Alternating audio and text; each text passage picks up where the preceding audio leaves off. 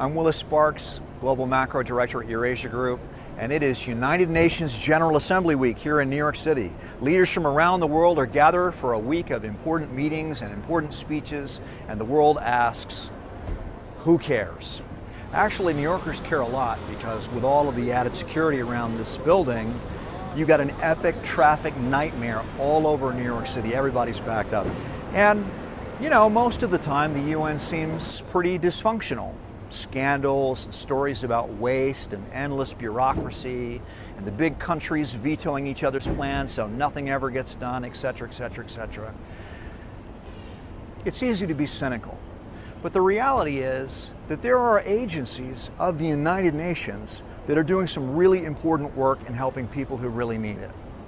Like, for example, feeding tens of millions of hungry people in dozens of countries around the world. That's what the World Food Program does. Like working on the front lines of the fight against malaria, Ebola, the Zika virus, HIV. That's what the World Health Organization does. Like providing kids around the world, millions of kids, with food and clean drinking water and vaccines, education, access to mental health care. That's what UNICEF does. Like providing millions of refugees with food and shelter. That's what the UN Refugee Agency does. And like helping poor countries secure credits and low interest loans that they can spend on roads, bridges, ports, schools, hospitals. That's part of what the World Bank does.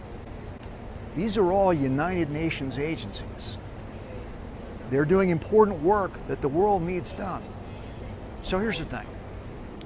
The United Nations has plenty of failures. It's got lots of problems. But in this unpredictable, violent world that we live in, who else is going to provide these things for people who need help? Who's going to do this work that the world needs done?